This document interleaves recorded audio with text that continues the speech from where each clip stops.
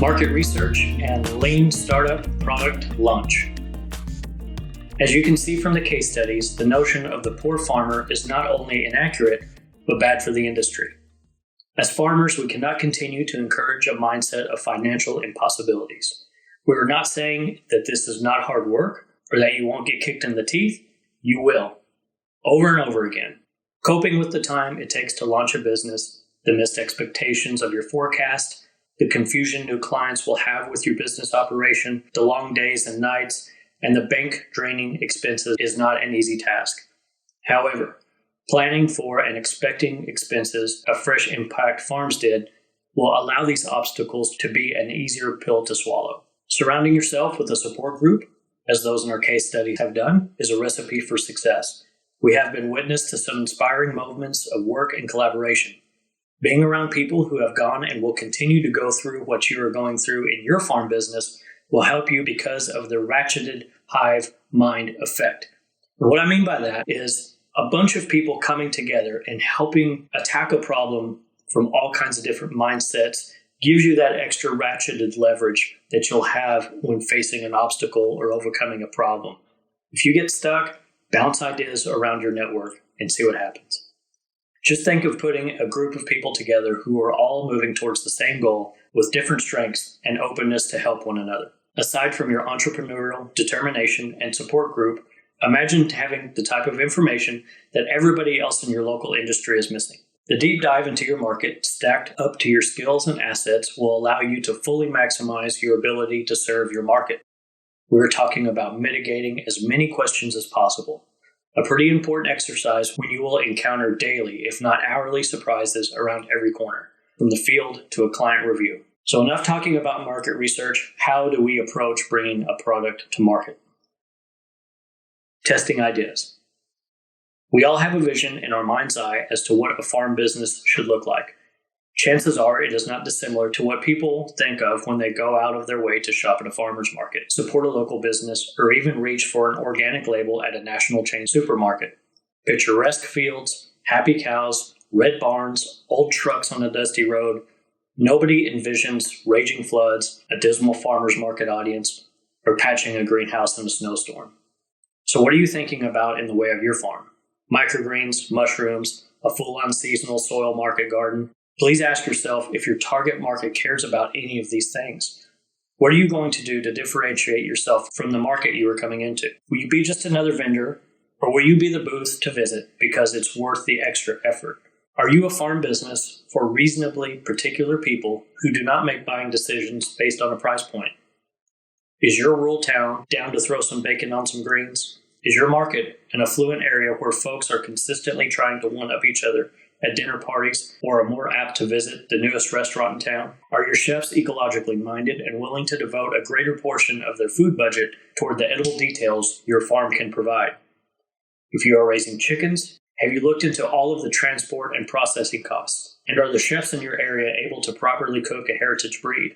Are the intentions you are executing on your farm going to be appreciated? Or are you selling at a market unwilling to go beyond back of the farm truck prices? Where do you find these answers? At the places you envision yourself selling. You will actually have to talk to people about how and why they shop. It's a lot of pounding the pavement. It's a lot of feeling like you're intruding on people's time. But what's worse, bothering somebody now or building an entire infrastructure and finding they show you no love after you've invested into the wrong thing? Do you want to sell to chefs? Talk to chefs. Do you want to sell to farmers market? Get yourself to the market. Spend all day there, from before opening until the last vendor packs up. Are you ready to build, take down, and move an entire pop-up store every single week? How about twice a week or more? Map how far you are willing to drive and add that to the time requirements. Don't forget that all of that must be stored and cleaned when you get back to the farm. After you put in a full week of growing, harvesting, prepping, marketing, and administrating your business, that is. And then after all that, did you take time for yourself and for your family? We lead double lives as farmers and family members. You can't neglect either one. You also can't neglect your own well-being, recharging, and self-care. As farmers, we deal with way more than does a retail shop or even a grocery store.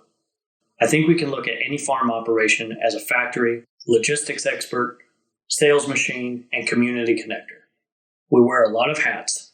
We have to be expert salespeople, marketers, machinists, botanists, troubleshooters, mechanics, carpenters, veterinarians, ecologists, wildlife experts, and so much more. And don't forget to manage all your finances too. With all that effort to be put forth, why would anybody believe or expect you to be all-knowing in every segment of your growing business? And furthermore, why would we expect to be fully adopted and understood by a market untested or unready for us? Without asking buyers in your area what they will or will not support in a new farm business, why would we expect a pass on disrupting a market with another reinvented wheel? We've asked a lot of questions here because most people do not ask enough when venturing on a new startup or undergoing a major business shift. Shift your business direction because you know what changes are needed, not because you are throwing random acts of desperation at problems you do not have all of the answers to yet. Besides spending time in your market, you can hit the screens. With a forum for every lifestyle, you can take your initial regional market research and direct your line of exploration to the types of people naturally attracted to your ideas. Fitness-focused people, new mothers, retirees, working family, dietary, and medical needs shoppers. Sustainability shoppers, community shoppers. There are a number of types and reasons for people to be seeking farm fresh foods. Immerse yourself in online forums. As you dial in a primary lifestyle to target, read all you can in these group forums. What are their fears, their problems, and shared issues around food, both in use and in sourcing? How do they talk about food, and what would be of great benefit to them? If you find at the end of your market research you've narrowed it down to a specific ideal clientele, please ask yourself if you will be happy serving these people indefinitely. Food seems to bring out everybody's strongest personality types. Will you find your new clients are your kind of people? Or will you find a few layers of pretentiousness nauseating? If you're not a social butterfly and don't like answering a bunch of questions, should you be at the farmer's market? If you do not like receiving 1 a.m. text from chefs the day of delivery, you should not play in that arena. A farm is not only a financial investment, it's an investment into your clients. Make sure you are setting up your business to work with people that you will enjoy serving. What layers of service or production can set you apart as a true professional deserving of charging premium prices? How can you become an indispensable part of your client's routine? Can your business become something worth getting excited about and worth talking about? Once you figure that out, take a long, hard look in your geographic area. Are there enough people to support this new product line? Just because 100,000 people live in your town does not mean you have the potential sales stream of 100,000 people. If women will make up the majority of your sales, you do not have a sales base of 50,000 people. Just because married women have kids, a successful career, and an enthusiasm for hot yoga does not mean all 200 of them will leave their current favorite farmer for your untested offering. But what if you can capture a quarter of that hyper-narrow market share? This is when we can measure the market acceptance size against your skills and assets. What do you need to accomplish in order to call year one a success? A common unit of measurement, one that we've seen hanging out in farming forums, is the $100,000 mark. Without assuming to know anything about your financial needs, can we make $100,000 a year from 50 fans? $100,000 a year divided by 52 weeks, divided by 50 clients, is $38.46 per week. Can your farm provide $40 of undeniable value a week, every week, with allowance for vacations, holidays, and travel by your clients to make your farm business work? Can you find new efficiencies in your process, keep startup costs down, and possibly expand into cross markets to add custom and better margins? Can you sustain elegant simplicity to make sure the thing you do is so phenomenal and worth the verbal chatter that can propel a new business? And is $100,000 your number? Is your number, after all of, and we mean all of your expenses, enough for your family to be comfortable and happy? Most farmers we meet have financial goals as a secondary measure of life goals, but the bills must be paid. Families are expensive. Farm expansions are far from cheap despite our DIY initiatives. So what is the goal? We cannot exceed a goal unless we know what realistically needs to be met. Does that number now need 100 or more clients? If so, where will you find these additional clients without foregoing your baseline clients? Are there other markets that now make more sense? Only you can decide where the tipping point is. If your numbers and newly formed business/marketing hybrid plan are making sense, does your distribution from farm to client still fit in? Will a refrigerated truck and a few hours of transport a week still work with your numbers? What about tolls and repairs and insurance? What about a cold storage room before delivery? Chef Anthony Bourdain asked, has your town changed or have you changed your town? What are you going to change in your market to better serve your people and to be an example of what a successful farm can do? One last thing, as you talk to potential clients in your market, ask for contact info and permission to contact them again once you're closer to launch. Just an ask, nothing more, nothing less. What kind of farm will you start? I like to imagine our newfound clientele to see how they fit into 4 categories: premium clients, bread and butter clients, commodity sales, and passion projects. Passion projects. Passion projects in this industry are plentiful. They include social projects like feeding the needy, matching jobs to the unemployed, turning industrial wastelands into bountiful utopias, or growing a certain percentage right off the top for food banks. All of these are important and needed and will make the world a better place. However, we want to see you able to firmly stand on your 2 feet first. Should your goal include social causes, please consider making it a part of your farm's expansion. Get people to rally around you if your market research shows their openness to it. Put yourself in your client's shoes. They may not want to be beaten over the head with it all of the time. Imagine how you feel at the beginning of the holiday season. The first time you see bell ringers with the red bucket is way different than the 10th or 20th time that you walk by that clanging bell and hear a forced Merry Christmas greeting.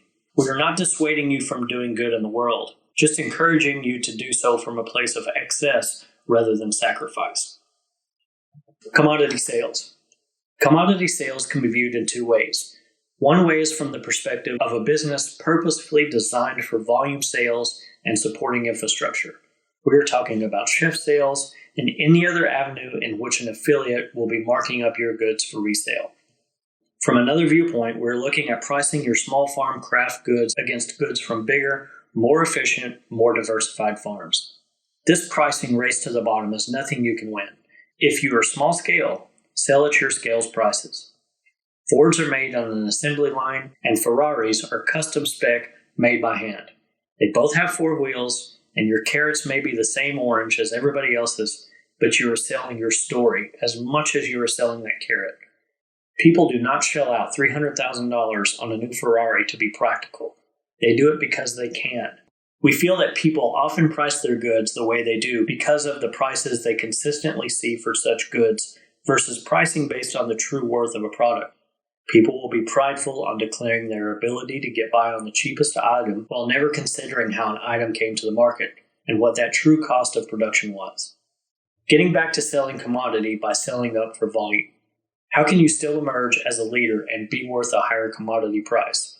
If you have done your research and spent time talking with produce managers, chefs, chef de cuisine, bartenders, store owners, and food truck operators, you will know what they are lacking from their current supplier. Are the farmers able to keep up with quality and quantity? How do they prefer their packaging? And what time would they want their delivery versus just being another stop from a distribution company? There is always value in extra service. Can you go into a grocery store and spend time as a vendor interacting at a Meet the Farmer event that you put on? Can you offer the store custom signage telling about your operation to help you move your products at their store? Can you shout out exclusive offerings at the store on your well-done social platform? No store manager in the world would be upset with you helping sell more and being a resource for their store and customers. Your marketing adds value to an affiliate. Again, think of how you can add interesting layers onto something mundane for the average shopper. How can you stop wandering shoppers in that under 1 second buying decision moment in the produce aisle?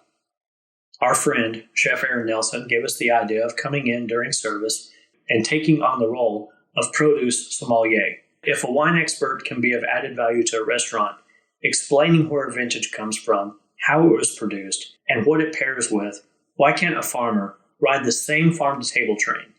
Most people can't name any of the items in a spring mix.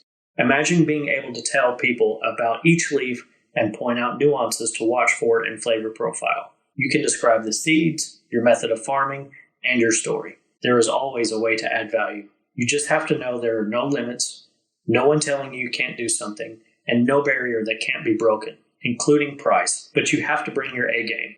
You have to deliver over time, every time. Because in the commodity market, the store managers, restaurateurs, and especially the chefs do not allow failure, not in themselves or in their staff, on their plates, or in the experience of their patrons. Welcome to the big leagues. Bread and butter. This is the direct-to-consumer area often found at farmers markets booths, roadside farm stands, and CSA shares. This segment is also where the commodity and premium services can overlap as you develop keener business skills and marketing ability. We are looking for things that are stable, repeatable, and readily accepted by your market. Regional common produce favorites, meats, eggs, honey, soaps, home and body care, jar goods like jams and preserves, and cut flowers. Things like this move in easily consumed quantities, and they rule the bread and butter offerings. They are classic farm charm type reasons to visit a farmer's market. In this market, offering layers is all about what you can add to your client's interaction, understanding, and connection to local agriculture. And it's about the removal of barriers to your product, like accepting all forms of payment and having a visually pleasing and informative web presence, setting up the ability to collect orders 24/7, and providing the service of getting products into the hands of your clients without extra work on their part. This is also where you can safely start to test your market as you develop your farming chops and efficiencies. You have the opportunity to weekly tweak your setup and client interaction through observations and client feedback. Don't be afraid to openly ask for honest feedback as you give permission to your clients to help you help them. Your buyer's perspective will be different than yours, and it's vital that you collect as much information as possible. You will come to find that a handful of people will become invaluable in their willingness to take a phone call or go to lunch with you to discuss how things are going.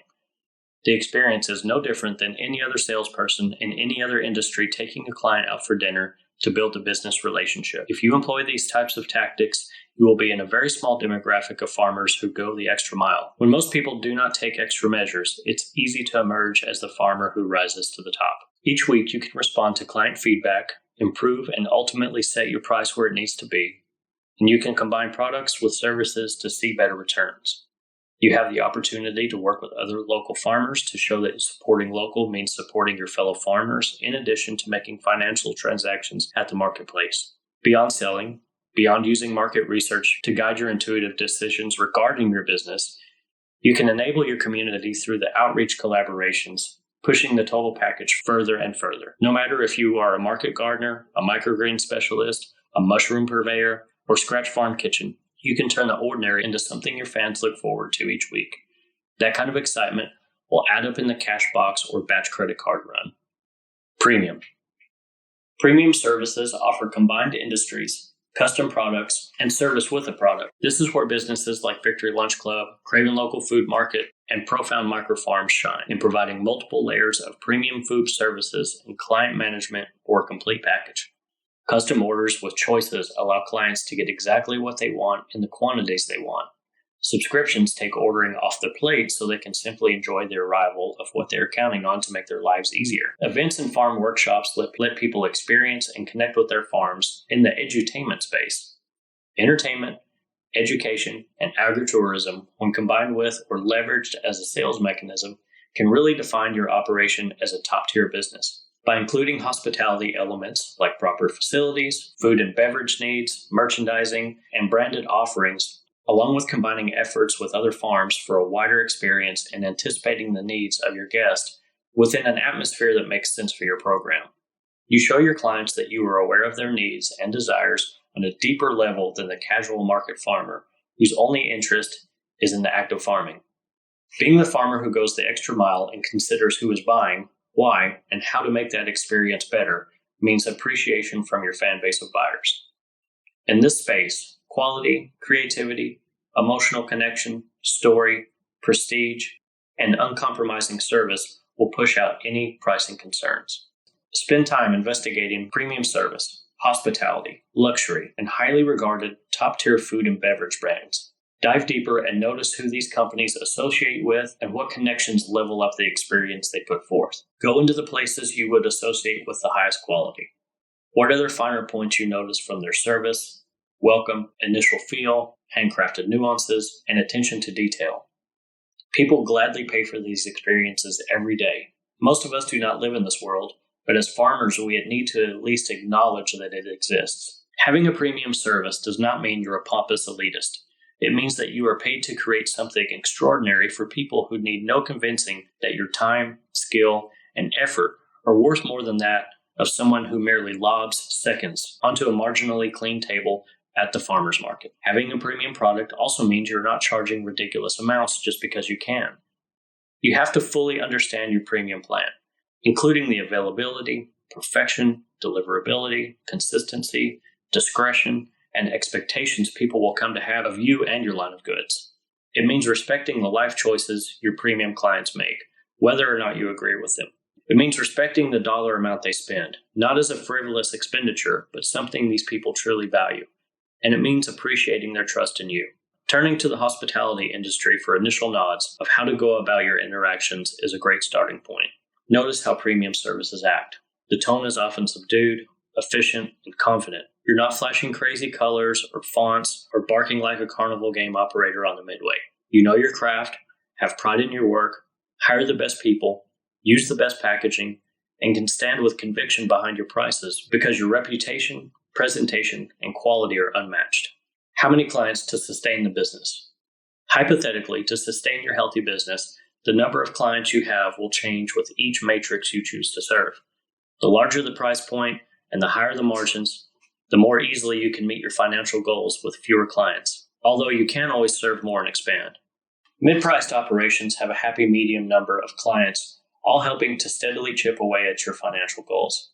With volume commodity or affiliate resale goals, you have less margin but more time to crank out product because somebody else is handling the sales to the end user. With passion projects, you will be able to help many people but have to devote a lot of time to external fundraising or have a solid business diverting funds to your give-back efforts. You can run your financial numbers based on market research to determine the initial scale needs of your business. There is no reason to build a 1-acre greenhouse if your market research and initial goals do not validate a reason to invest so heavily. Startup costs could usually be drastically reduced if people had a better understanding of the space they will be serving. This can also help gauge future farm expansions when you meet or exceed your current space. Deciding how much mental equity you will divide between farming and selling to the people will also help you know how many clients you will need and at what pricing tier your farm will want to follow to achieve these goals. You may find your dream farm is taking on a new role you never thought of, based on your skills, assets, market size, your market opportunity, market share, and your business structure. Overlap and diversified sales. Our favorite thing about passion projects, commodity sales, bread and butter, and premium services is that you do not have to settle on or pick just one segment to serve. Diversifying your income streams, while more work, will help balance seasonal concerns and client shifts and help use all of your available products. Examples include having a bread and butter market garden while hosting an annual premium high-selling farm-to-table dinner event with a CSA sign-up and fundraiser for your passion project, which is creating a giving garden in which you grow an allotted space of veggies for a local shelter. Example 2, selling your commodity head lettuce and herbs to a grocery store chain, while at the same time selling salad kits at a farmer's market for a higher price than bread and butter sales. You can also host a quarterly seasonal grow bag planting for a local nursing home. Example 3, selling direct specialty herbs, edible flowers, and custom microgreen flats to high-end chefs for a premium commodity hybrid selling outlet, while employing nonviolent offenders with a culinary background for your passion project. Example 4, collaborating with a local bar with a commercial kitchen. You co-brand your herbs and their bar and culinary skills, creating bitters, simple syrups, tonics, and tinctures that you sell both at the bar and on your farm's online portal to ship out. You can see how these business tiers merge and help each other grow. You can use your fugly and seconds to process and give back to your community on your terms that do not need constant attention and be scheduled. Collaborations can also reduce your startup cost. By working with and combining industries, you may find you can sell way more together than on your own while reducing cost and labor. Through these exploratory exercises, you will be way ahead of the pack when it comes to market understanding, business alignment to your market, and what you actually need to invest in as you start and grow your farm.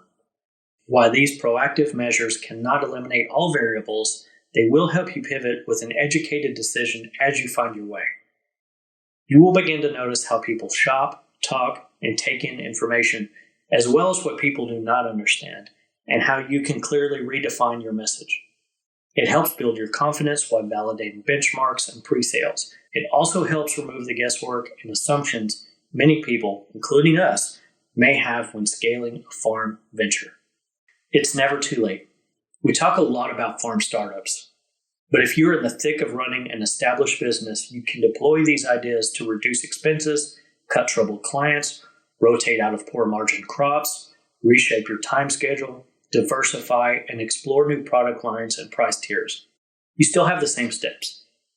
Assess your skills and assets, determine market opportunity, find market size, and build a product, service, or combination to serve those needs. Keeping your startup simple and developing your offering. As your market responds to your investigations, surveys, and what-ifs, continue to ask how you can keep steps short and inputs low relative to your selling strategy. It is easy for our eyes to get bigger than our heads when the seed catalogs come in, but is your market really primed for 10 kinds of basil? The lean startup, or minimum viable product, MVP, is meant to get something out that will catch fire and be of significance to your intended clientele. A great base from which to start, it should also tackle a fundamental issue your clients have with food purchasing and consumption, and cost-effectively bring to the market while remaining ready and open to refinements. Funding as few possible sunk costs in the beginning is crucial to extending your financial runway on the way to the perfect final offering.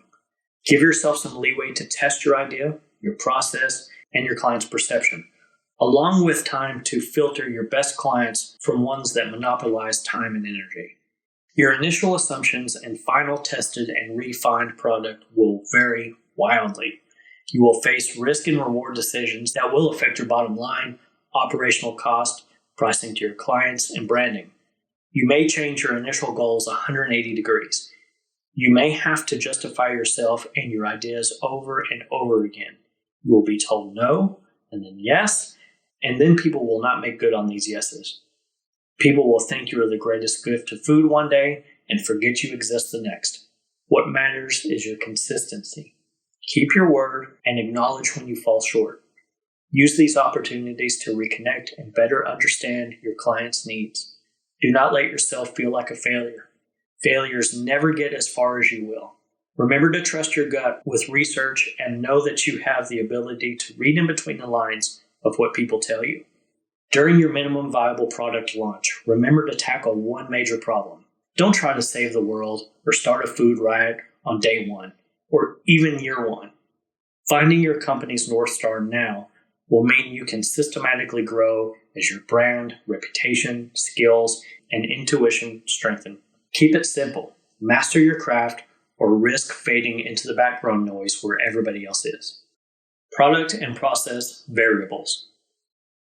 A very common horse before the cart situation in any business is initially getting distracted by your branding, logo, packaging, and business name. How are you to know the tone and structure of your business before market research? Most people focus on all of the above details without considering who the branding will eventually be for.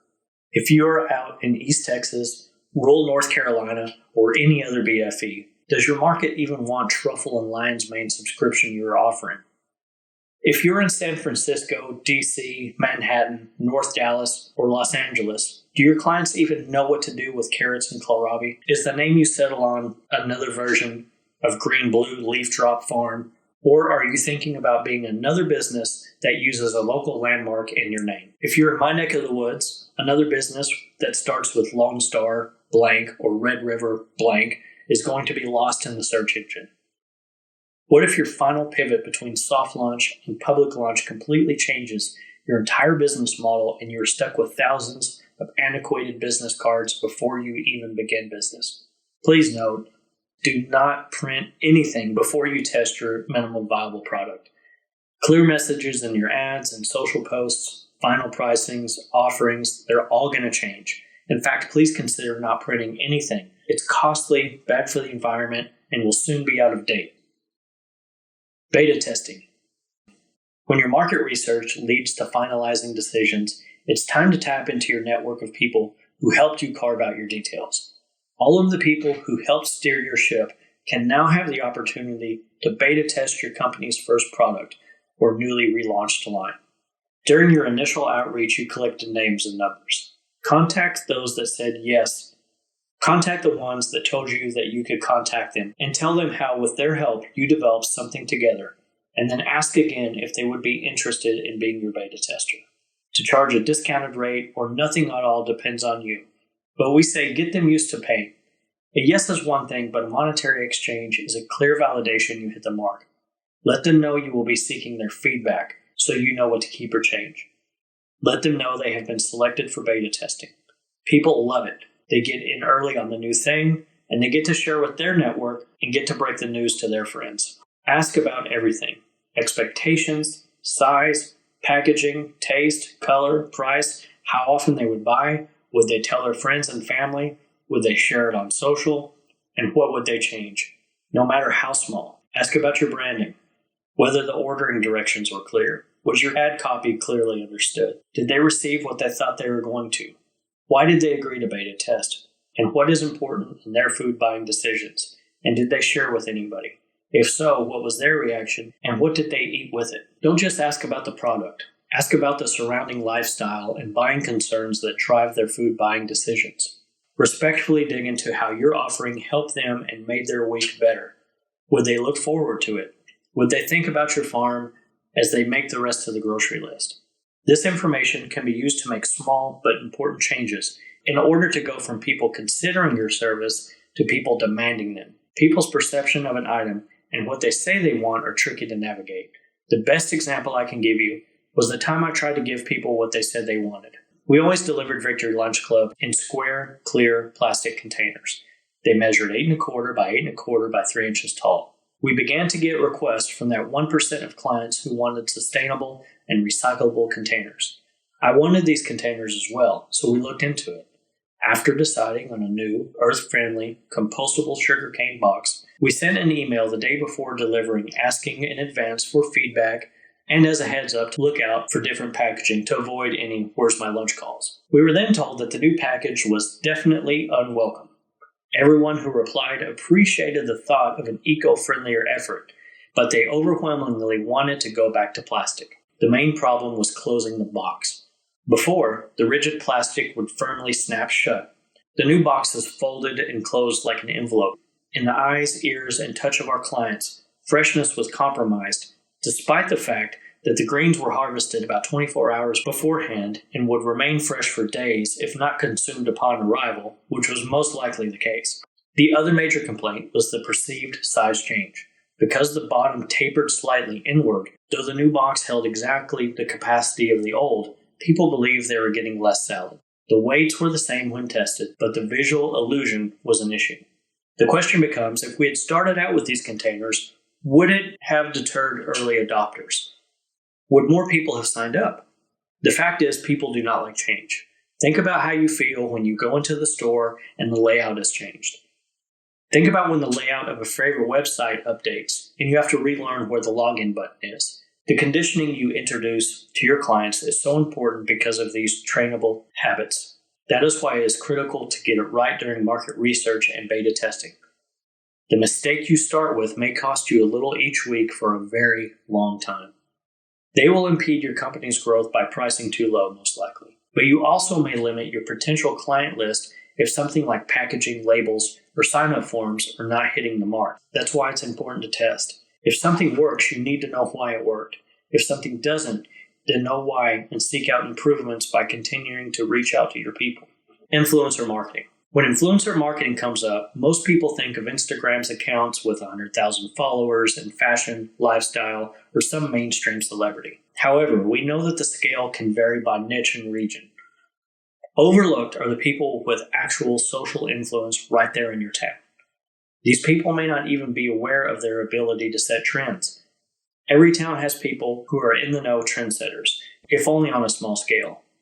Think of a small medium family business within your community. Everyone knows the granddad who started the business, passed it on to his daughter, and now the third generation is working there. These people and places have been cornerstones of the community over decades. They give back to organizations, they have a large social circle, and have put it where it matters in a micro-civic economy. If people host or attend a party, people notice what they're serving, bringing, or talking about.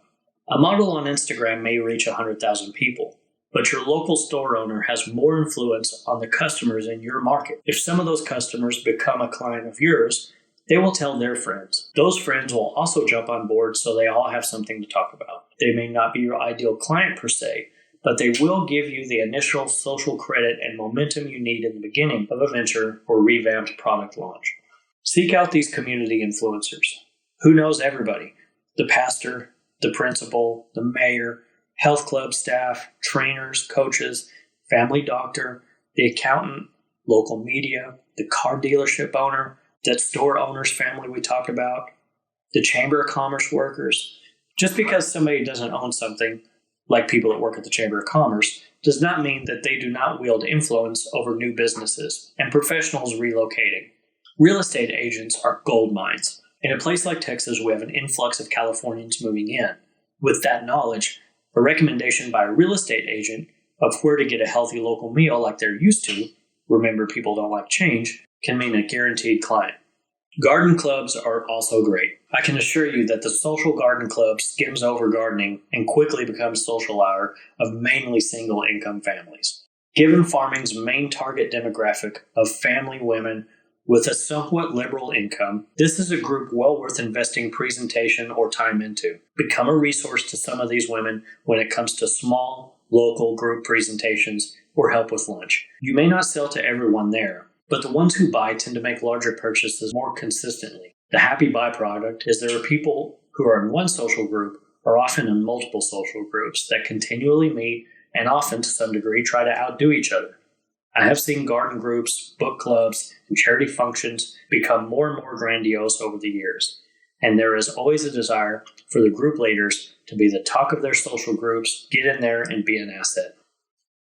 Your first sale. Everyone can remember their first non-family, non-friend sale. The ultimate validation that you and your business idea are not crazy.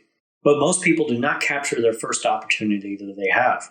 Know that at any point of market research and beta testing, you will find early adopters who want your service and want you to succeed. Even if no money exchanges hands, be prepared to take your first sale and to set up their account. Your beta testers well know you are working out the bugs and will want to be a part of shaping a company that services them and their friends they bring aboard. Early buying may save them some dollars through early bird discounts, but more importantly, give them a chance to say, I was their first customer, or I was there since the beginning. It's more powerful than a lot of people give it credit for. And don't take that away from them by not being prepared to take that sale on day one.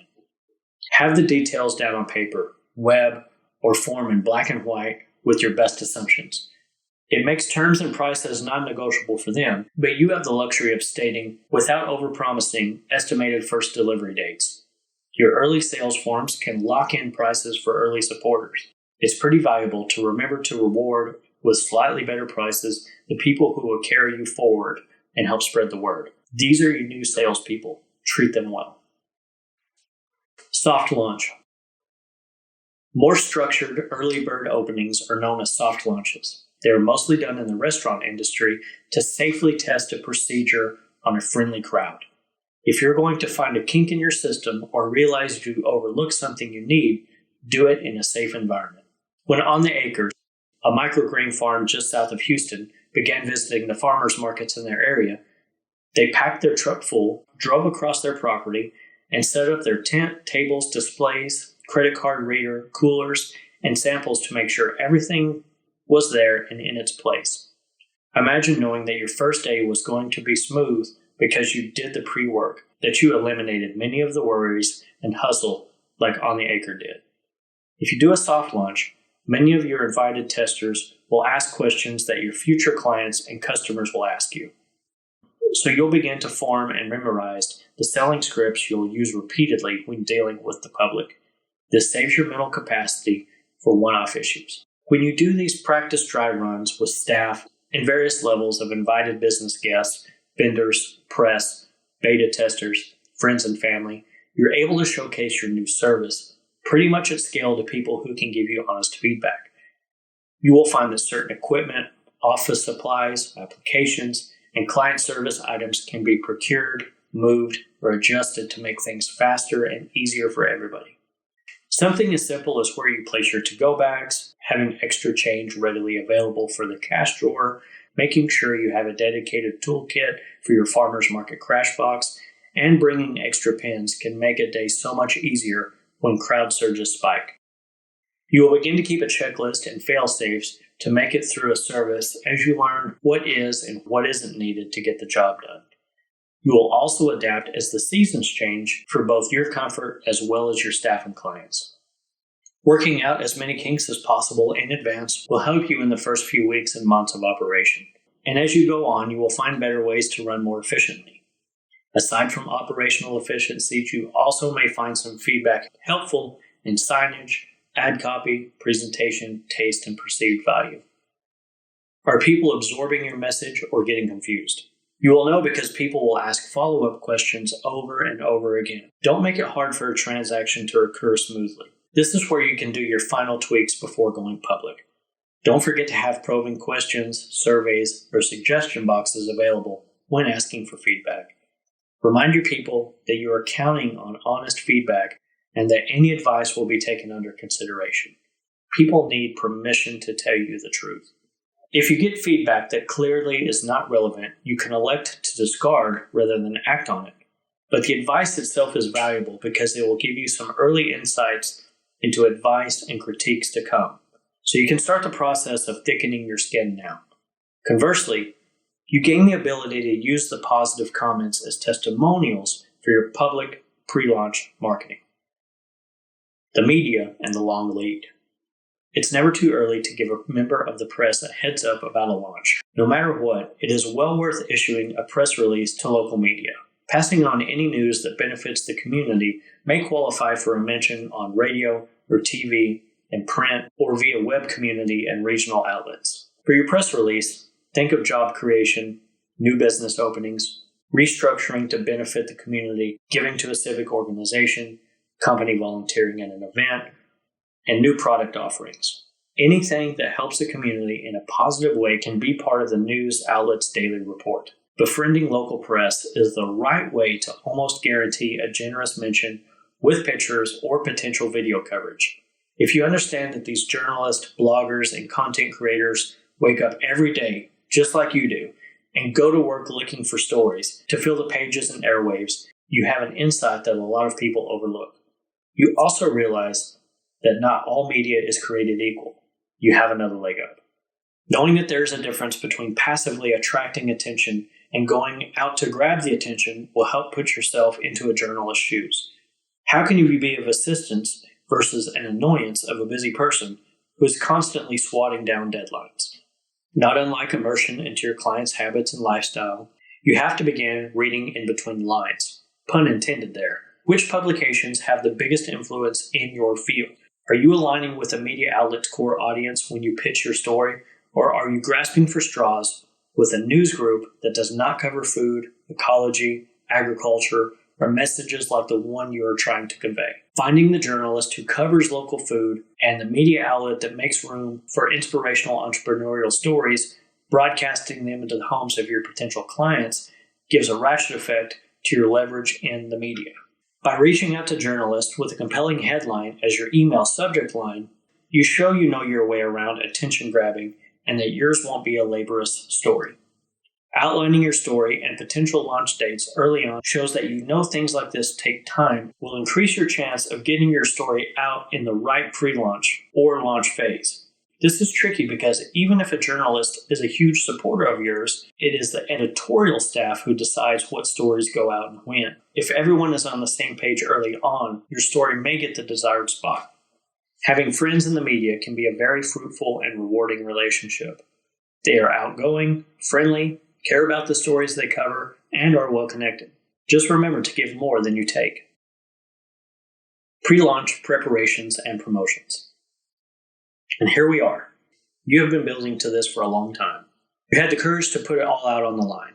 You risked some perceived mockery of friends, family, and your community. You felt silly bothering people during market research. You used that information to set your brand and build a minimum viable product for a targeted audience. You tried out prototype offerings and mock sales with people you could trust to help you redefine a final product. Your beta testers have been telling their friends about the new product coming out and that they helped develop. Your media contacts are putting out pieces about the new service in town that is here to help the economy while delivering local food in a unique way. Your soft launches proved your concept to friends, family, and your network while improving your system. You have done way more pre-launch planning, research, and development than most farms do in a decade. And now you're about to open to the public. Will you open to a crowd or crickets? With all of the market research and questions you have asked, you know what the needs of your community are in their own words. You know not only what they want, but how they want it. Your farm is busy making these items, and you have photos of both the final product and the soft opening events. You've gathered testimonials from your beta testers, all carefully selected and in good standing with your town, so people will view their opinions as trustworthy. You have already allowed your brand to engage on social media, and you have collected emails from all of the people you have been in contact with. Finalize your social media posts and emails using all of the above information. Sell your minimum viable product back to your community, addressing all of the pains and desires they expressed. Use common words and phrases that repeatedly came up either in person or in groups and forums of people you followed during your research. Your early fans who have been abuzz for some time, the new people you attract once the final product is ready and backed by social proof, and the people not on social who come across you in the media, these will be your opening day clients. They will go on to tell their friends because they had a hand in development. That vested interest is something people are proud to have helped with. Indications for growth. As your minimum viable product gets off the ground, people will begin to ask what's next. And if you listen, they will tell you what to do. Lean into these ideas and make them a part of your system. Be willing to adapt your model to the overwhelming majority while still holding on to your core beliefs. This may mean picking your battles. At the end of the day, your responsibility is to service your clients. As your clients begin to ask for additional items, if your sales are steady and your core supporters have made you an integral part of their routine, you can add lines at a much faster pace than during your first launch. You already know so much about your clients that decisions about their needs are second nature. Your built-in fan base is already sharing your business with their friends. Your infrastructure is primed to add a line to your well-oiled machine, and your staff has settled into the swing of things and can now handle 2 or more things at once. Your web of products. Items that complement and add to your service may come fast.